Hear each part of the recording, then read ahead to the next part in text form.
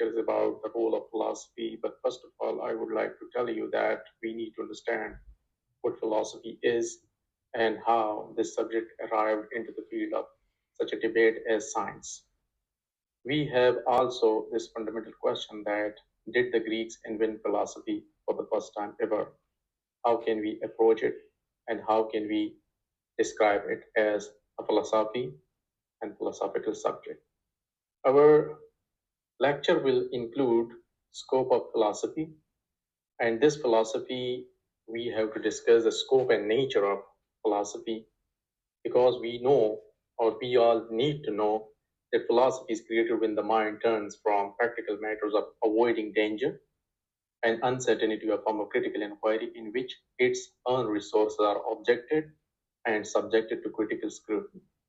As far as the Greeks were concerned, as if someone want to say or claiming that yes, these were the Greeks, that they developed as well as propounded the subject of philosophy, then we also need to discuss and understand about the actual Greek and Greeks culture about the subject of philosophy.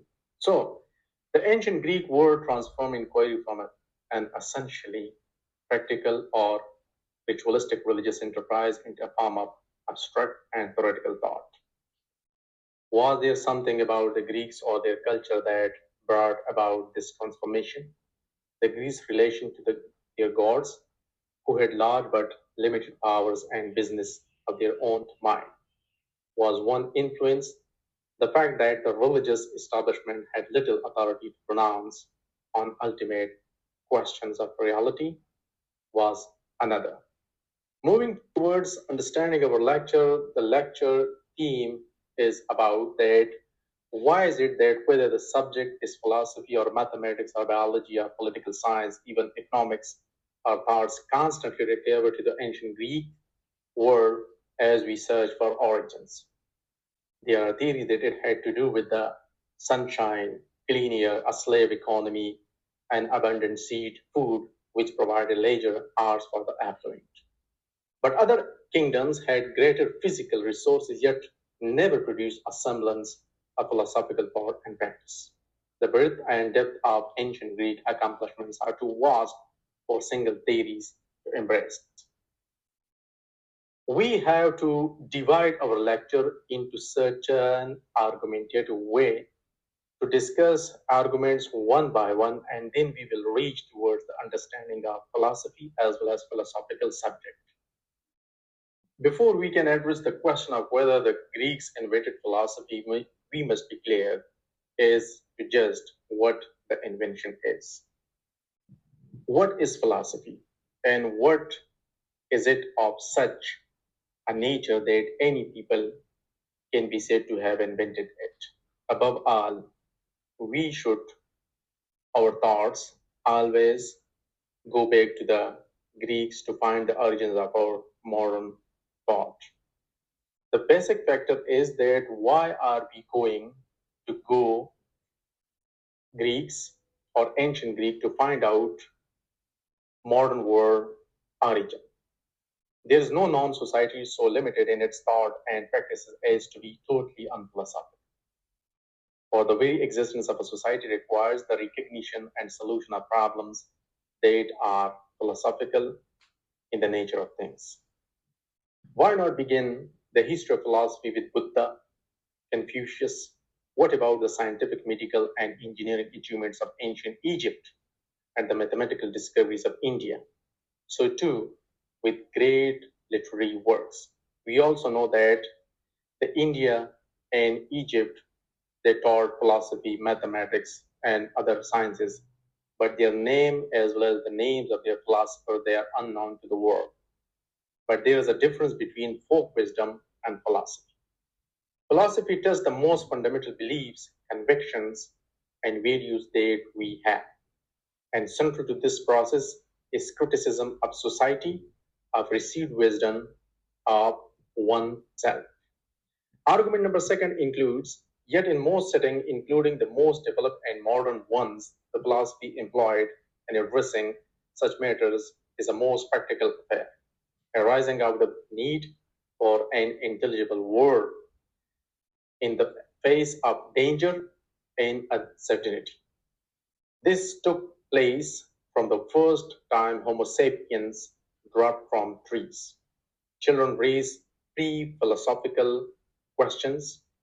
One rarely are there years in which the very terms of debate are closely examined, years in which we actually go for facts. Argument third is about that philosophy does not begin with the need for an intelligible world.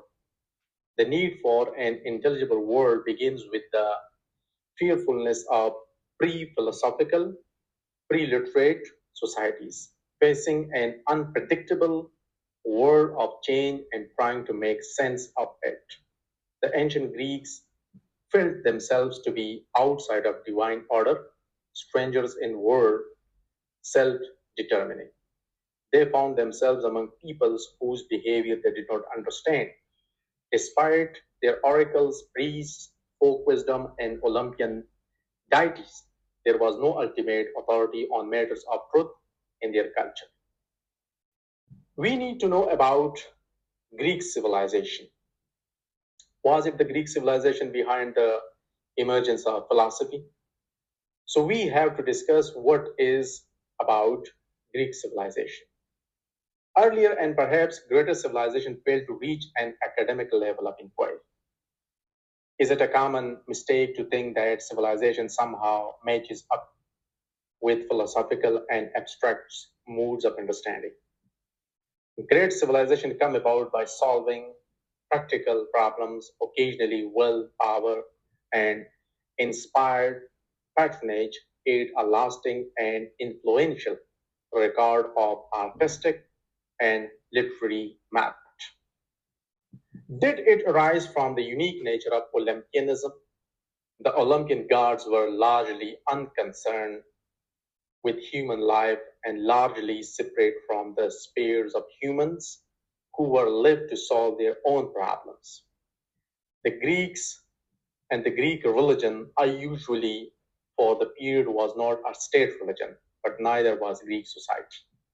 Secular, in this sense, the reverential and the political were highly integrated. There was a religious attitude, but not a state religion. Priests were the managers of ritual and oracles, but had no authority to pronounce on ultimate questions. Argument number 6 is about is the reason for a Greek philosophy more less eminent in Greek culture and language itself? It has been observed that the Greek language does lend itself to a kind of analytical reasoning. The speeches of Isocrates are masterpieces of rhetoric, and his Panegyrics, Isocrates defines the term Hellenes not as a race, but as all those who share an overall philosophical and aesthetic outlook, a commitment to self perfection. Thank you very much for being with me on this topic that we have reached towards the origin of philosophy, and we reached to understand the origin of philosophy in such an argumentative way. We provided our arguments, 6 arguments are there, and one by one is actually trying to trace the origin of philosophy, that whether the Greeks really invent philosophy or it was somehow another civilization that invented philosophy. To read out this particular and to reach out this particular subject, you need to go and to find out these sources for your study. For further study, these are the sources, and these are possible questions from our today's lecture. If you have any question, you can ask me all these questions and comments in the comment box. Thank you very much.